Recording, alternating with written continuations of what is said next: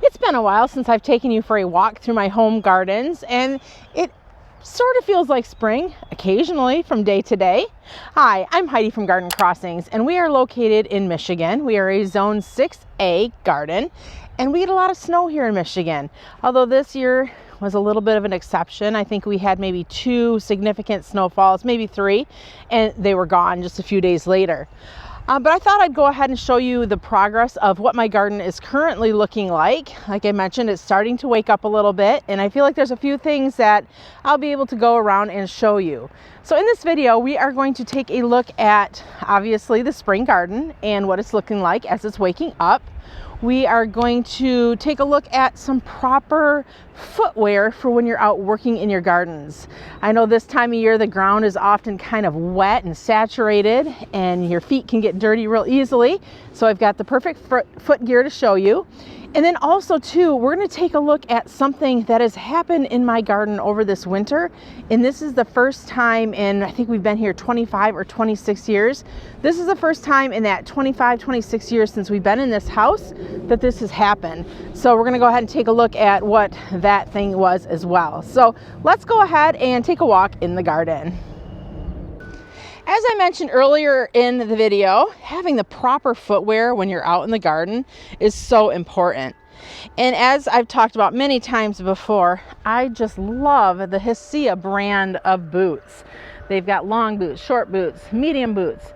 And these here are the mid-calf boot. They're the mid-calf barn boot. 100% waterproof and insulated. They have a nice non-slip sole, so good for traction out in the garden. And they're also pretty easy to clean too. So the top is very smooth, so you can just wipe it clean if they get dirty when you're out in the garden. They're lightweight, which I like. Nothing worse than a clunky boot.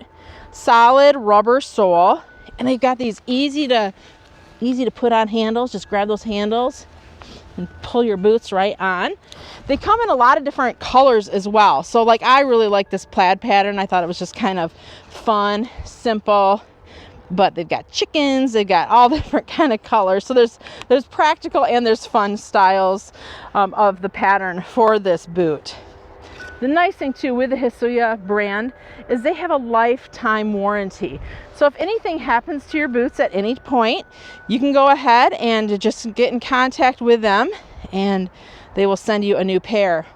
We will be putting a link below to their website along with a discount code, so you can save on your first order boots from Hisea.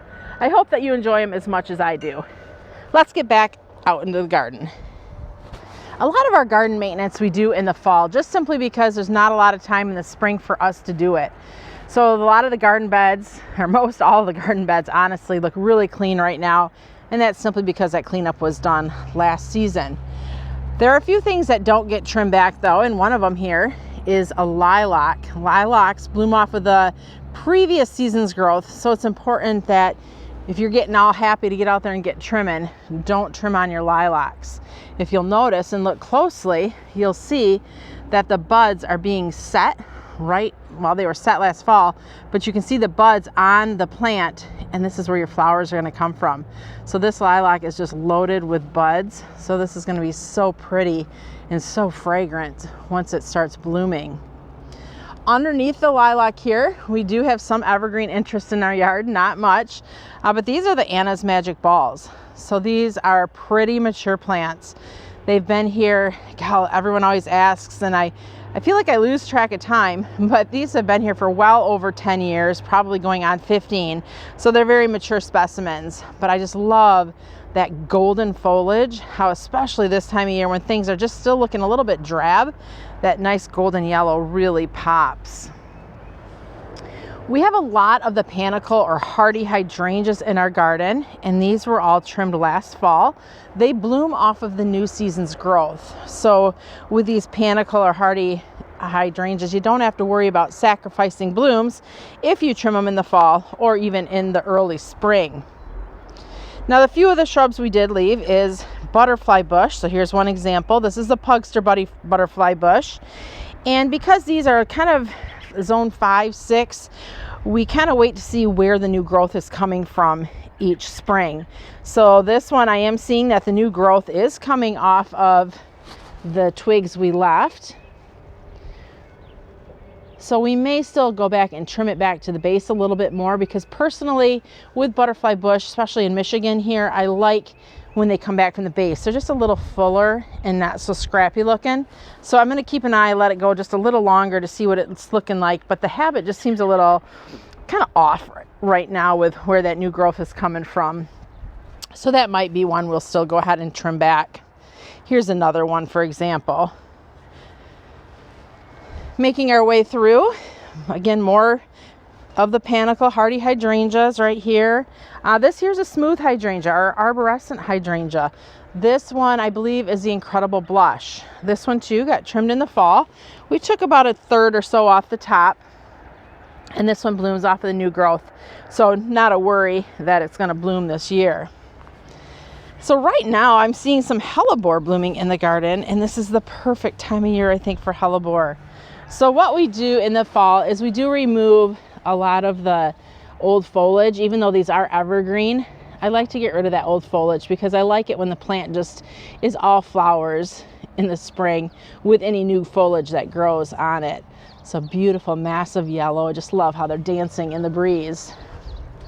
Behind the hellebore, and it's still kind of waking up a little bit, but is ice plant, or Delosperma. Look at that, it's just really filling in and covering this space, which this is a perfect space for a ground cover. You can see that the Delosperma is semi-evergreen.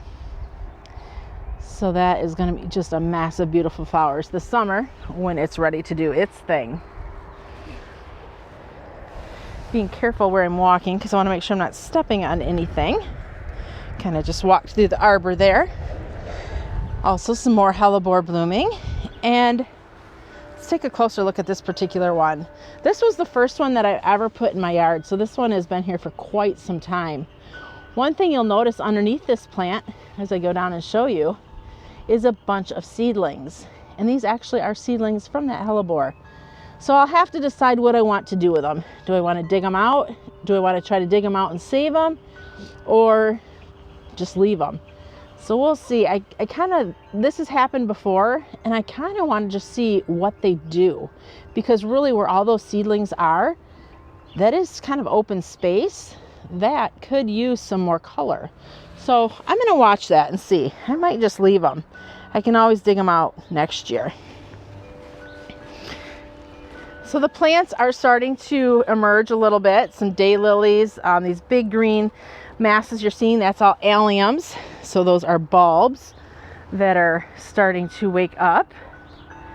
My Inca ice, my Alstroemeria that I talk about all the time, is just starting to poke through the ground as well.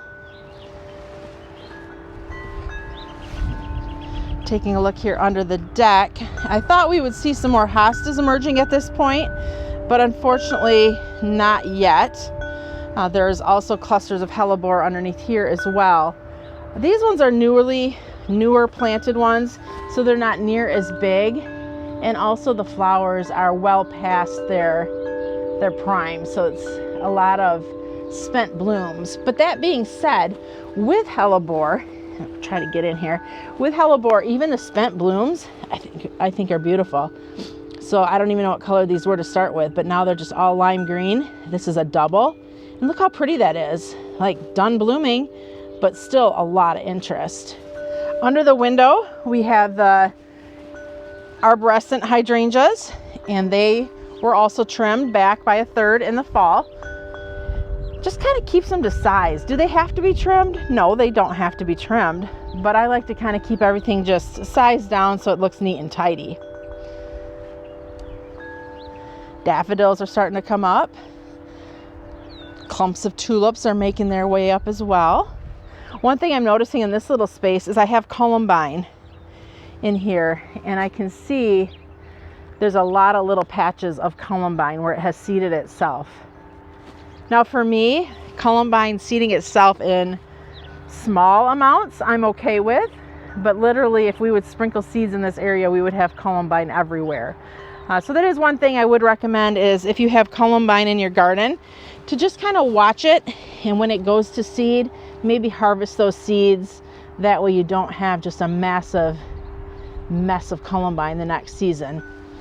That is, of course, unless if that's the look you're going for, which sometimes can be a really cool look. This garden here was bordered with Paint the Town dianthus, and you can see that those are nice and green. So here in Michigan, they usually stay pretty green all winter long. So that is going to be a beautiful just mat of, I think these are hot pink once they start to bloom. So sometimes you can use, creeping phlox if you're looking for a little bit earlier season color, if you want that massive color. And here by this metal obelisk, we have some creeping phlox.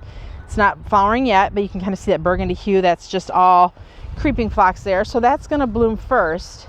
And then when that's done blooming, that's when these dianthus are going to kick in and bloom. So I just love masses of color, especially in the form of ground cover. Right up on top of the bricks, we've got lavender, and that looks like that stayed pretty green all winter as well. We might have to do a little trimming on that, so I'm gonna have to take a look to see when I should trim those, because they're looking a little scrappy. So we'll have to figure that out when I want to do some trimming on them. I definitely don't want to sacrifice the blooms of those plants, which I shouldn't by trimming them. But I feel like with lavender, there's going to be a proper time to cut them. So I got to look into that. Heading over to the iconic circle garden. We'll take a look at what's going on over here. So in this garden space, we have lilacs, we have My Monet Weigela, and At Last Rose, along with a Limelight Standard hydrangea tree. So in front of me here is the Bloomerang Dwarf. I believe these are Bloomerang Dwarf purple lilacs. We'll know better once they're blooming. Trying to remember all the plants from year to year can be tricky. So these were not trimmed in the fall. And again, you don't want to trim them because you've got your buds that have been forming. So this is going to be really pretty. It's starting to leaf out just a little bit, more so than what the one up front was. So, and this one is probably about 4 foot tall right now. So when it's done blooming, I'm going to have the gardeners cut it back a ways, just because it is getting a little bit too tall for this space. The My Monet Weigela, that's what that looks like right now. Not a whole lot, but they did get lightly shaped last fall. So we'll see if they bloom. At Last Roses, we got those trimmed back nice. And then the standard hydrangea, you can see that we really took that back. So this plant, ever since we planted it, it's always had very kind of a wonky shape to it. You can see on the back side here, it's like just very straight sticks, not much branching. But on this side here, the sticks have more branching. So it's kind of, I feel, very lopsided. So what we might need to do is go and just trim out or trim back some of those straighter sticks next year, and that should hopefully promote more branching on this side of the plant. Continuing on through the garden, we're going to head out to the butterfly garden. So the butterfly garden, well, it has a little work that needs to be done on it this year. So these bird houses that we have, you can see the ones tipped over there. I tried to put it up before the video, but it fell right over again. These have been here for several years, and I love these little pokes of color out in the garden. But finally, they are just starting to kind of rot away. So we can either A, rebuild them, which maybe we'll do. But I do have another plan, and I think what I'm going to do is I'll leave the two that are there because they're still pretty good. But I have purchased a Studio M garden pole that has a bird house on it that I think I might start incorporating that Studio M product in, just because it's a vinyl based garden pole. Some have bird baths, some have bird houses, and some are just poles. So I think I'm going to start incorporating those in because they're just going to last for forever and not need to worry about them rotting over time.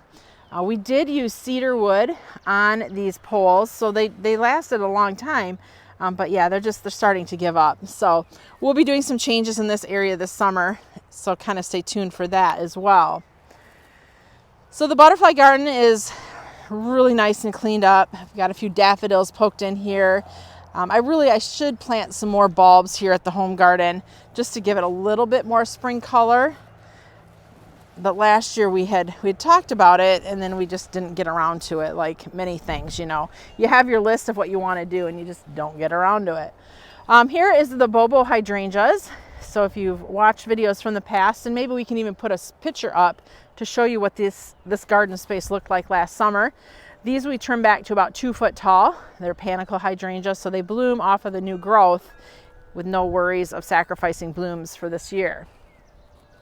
We did leave the Miss Molly butterfly bush up, and this butterfly bush is probably about 4 to 5 foot tall. Again, like I mentioned earlier in the video, we didn't want to trim the butterfly bush because, I don't know, Michigan, sometimes they come back from the base, other times they'll come back from the twigs. So sometimes they act more like a perennial, and other times they act more like a shrub. So that's kind of a debate. Is a butterfly bush a perennial or a shrub? That's a debate I'm not going to get into today. But, you know, this one is actually leafing out pretty good off of these old branches. So again, this is one I'm going to have to decide. Do I want to keep it tall, or do I want to cut it back and let the growth more come from the base of the plant, which there is a lot of growth down there as well. Benefits of leaving it: I'll have a very tall butterfly bush this year. Benefits of trimming it back: I'll have a more compact butterfly bush. So I really need to decide what is the look I'm going for. Obviously, this is how tall it got last year, so I know I can trim it back and still get a pretty nice sized bush by the end of the summer. So, you know, just sitting here looking at it, I think we're going to probably go ahead and trim at least 1/3, if not 2/3 off of it, because I'm not loving how big it is right now in the garden space. So I talked about the Studio Impulse. This is one that I've had in my garden for several years, and because it's vinyl, it goes unfazed. So, and they're fun. There's a lot of fun whimsy sayings. So like I said, I have something planned. So I'll be bringing those home at some point once they come in. Also in this garden, we have a Weigela Sonic Bloom Pink, and this has been trimmed back as well. This plant was getting pretty big last year, and to be honest, last year it did not bloom very good. So I don't know. I'll be curious to see how it does this year, because the Sonic blooms, they are wonderful re-blooming Weigelas, blooming up to 3 times, like nice blooms, full blooms 3 times a season. And last year it wasn't having it. So we'll see how it does this year, and if it's back to its old self and blooming great, it can stay. But if it seems to be a little lackluster again this year, there's a lot of great shrubs out there, and it can be replaced. That's one thing I think people don't understand. When they plant a shrub, I feel like they just planted themselves a forever friend.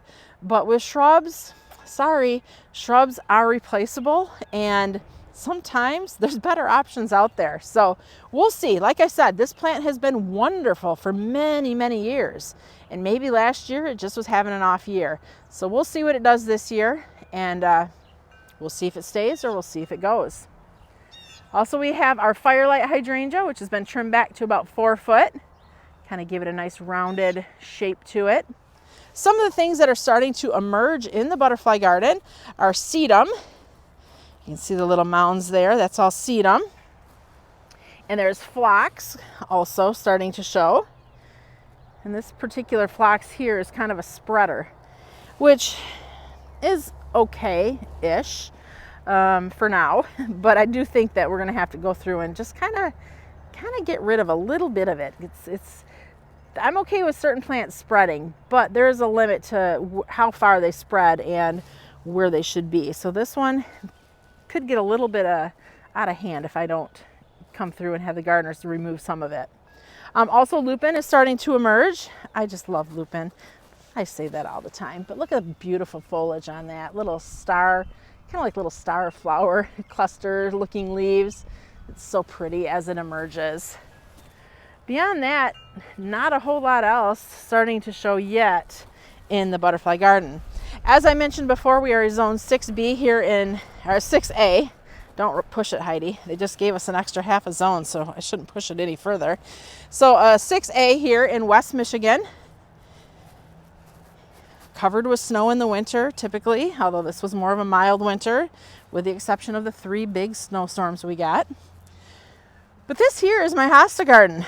Looks pretty impressive, doesn't it? Big space, but nothing showing yet. I was hoping I would be able to show you the hostas emerging, and that will be in another video because it is so pretty when the hostas start to emerge in the spring. Here's another hellebore I tucked in here under the tree.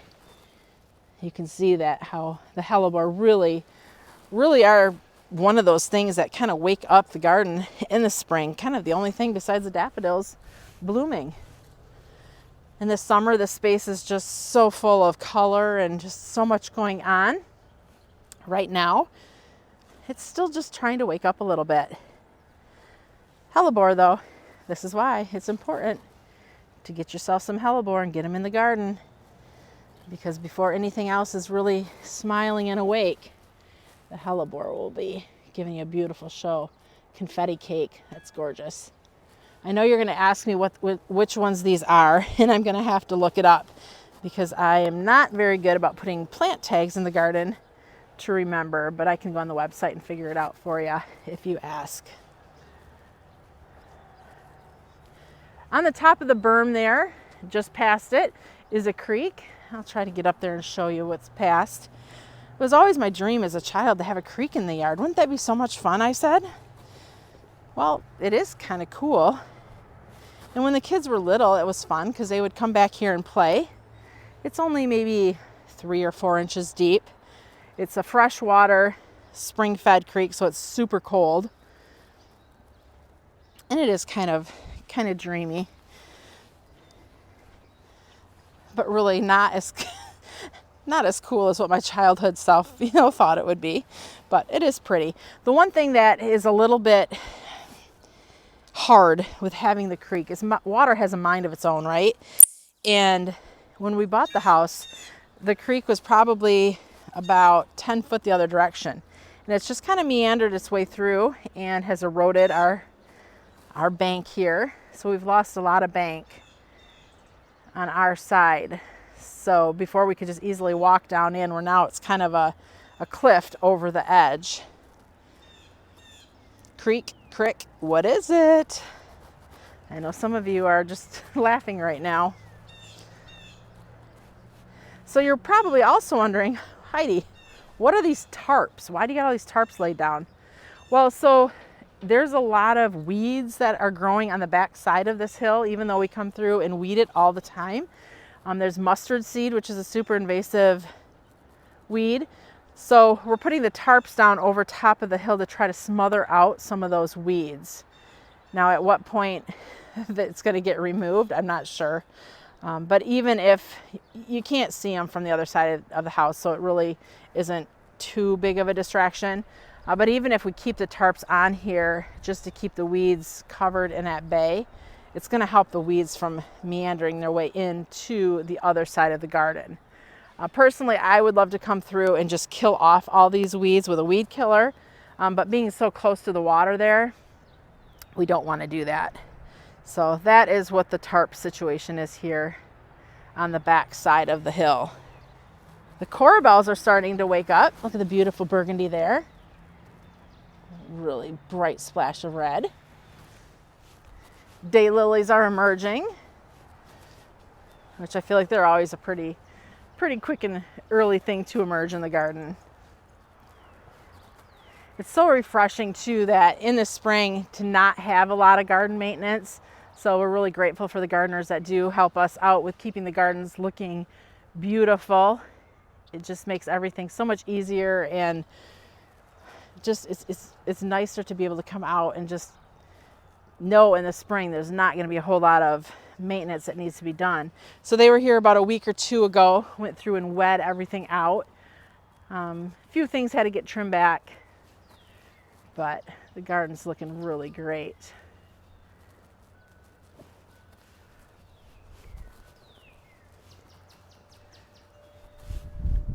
One of these days, yes, we will fix the fence. But again, it's priorities, and right now that's not a high priority. Once the flowers all emerge, it's not quite as obvious. Plus, me and Rod are not debating, but having a kind discussion. He would love to put a solid fence up along this garden, and I really am not looking for a solid fence. I like the more airy, natural feel of a fence like this, because when you put a solid fence up, it just feels like, hey neighbor, I don't want to see your yard. And that's definitely not the case. We got great neighbors. So for now, we're just settling with what we have, because if he got his way, it'd be a solid fence. What's your thought on that, actually? What would you do? Off in the background, that's a church, and the church really is no bother. So there's really no reason why we need to block anyone or anything out. Another question I always get asked, what is this giant pad in the back of my yard? So this is where we used to have a pool. So the pool, we would put it up and down every year. So it's a pool pad. And my goal for this year is that hopefully this can get taken out and get the yard seeded, because we don't need the pool anymore. So that would be my goal for this year, is that we can hopefully just get this thing removed and seeded up so it can just be all grass again. Rod's goal would probably be to put another garden in, but we'll see. Something's got to happen with that space just to make it look more pleasing, because it is kind of an eyesore. So in the beginning of the video, I had mentioned that there was something that happened in our garden for the first time in 25 years since we've moved into this home. And you can notice I'm focusing in here on these arborvitae or thuya. These are not our plants, these are our neighbors.